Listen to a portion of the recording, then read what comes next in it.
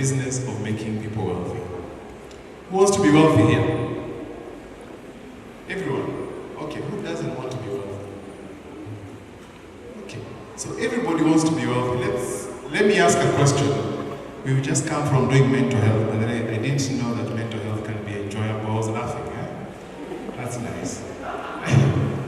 Let me ask a question. If I was to offer you 2 options, and smart people should not answer this because I think I've asked this question before. Just as students, I'm offering you 2 options. I give you 1 million right now, and you walk away. Or I give you 1 cent, which is 0.01 shilling. That doubles every day for 31 days. What will you take? Who is for the 1 million? Do you remember the program, Money on the Box? Okay, I'm not meaning this one. Okay, who will take the Ndururu? My goodness, these guys can't make a decision.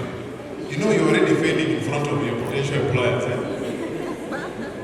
The most important thing in the work environment is to make decisions. Okay, let me repeat it again. Who will take the 1 million? Okay, who will take the Ndururu? Okay, majority will take nothing. So, I think we have very few people to consider for this. But the key question I'm asking here is, what do you think the Ndururu will be on the 31st day? Will it be more than 1 million? You guys are students, man. I've had people who have done statistics. They're programmers here. All these technology guys cannot even run an algorithm. You can algorithm right now. On the 31st day, the Ndururu will be 21.4 million shillings. You can go check. Use your Excel worksheet.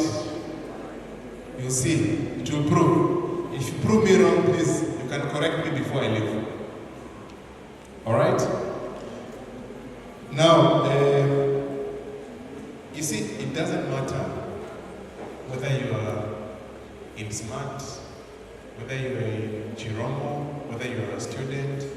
All of us have one thing in common. We want to be wealthy. Is that okay? Nobody wants to have a career that is not rewarding, isn't it? And that's why we are here. And I remember 1998 or 1999, I was seated like you in a room like this. And this gentleman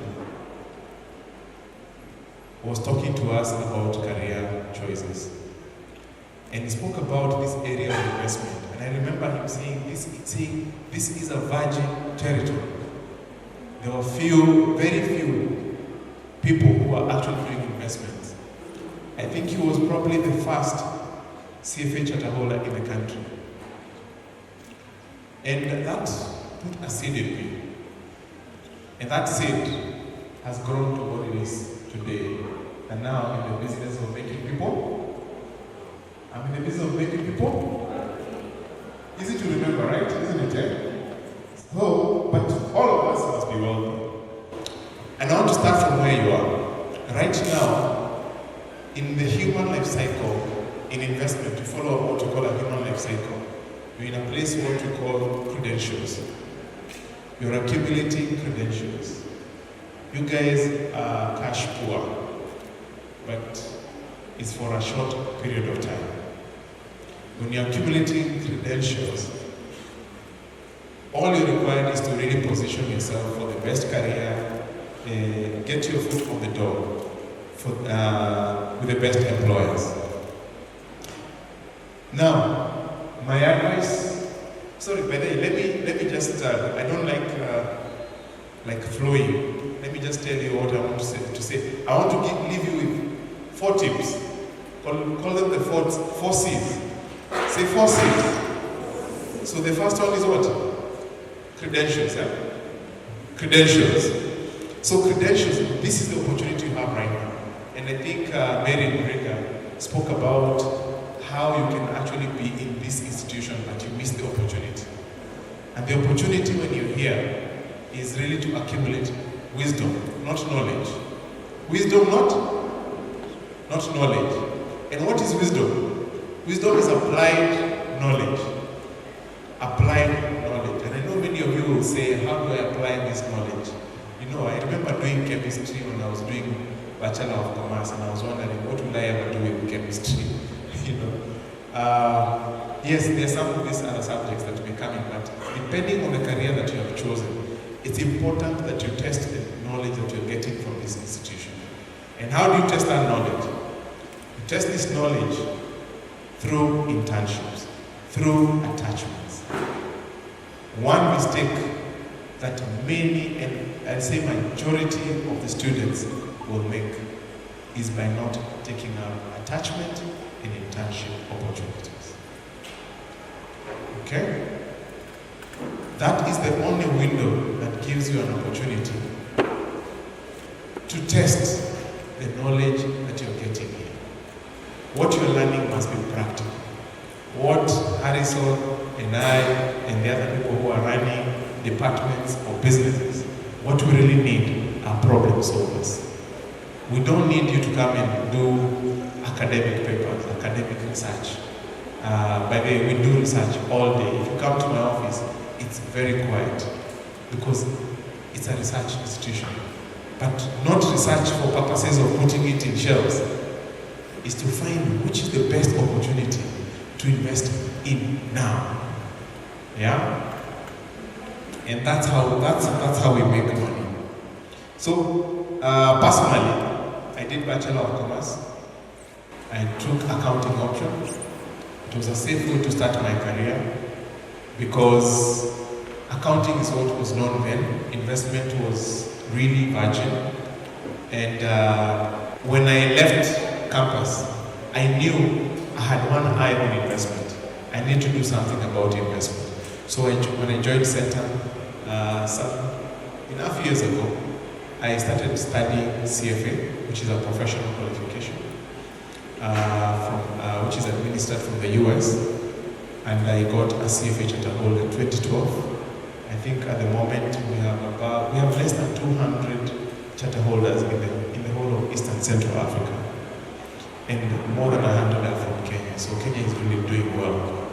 I think globally we have about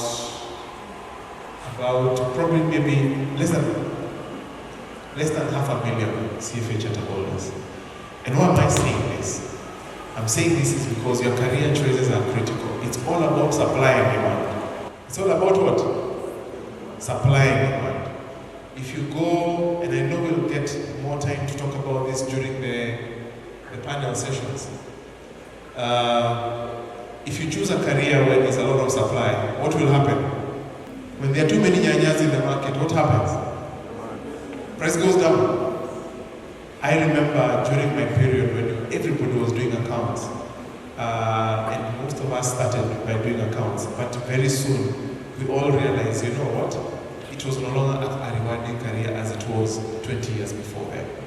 Today, there are also careers, people who are going into things like cybercrime,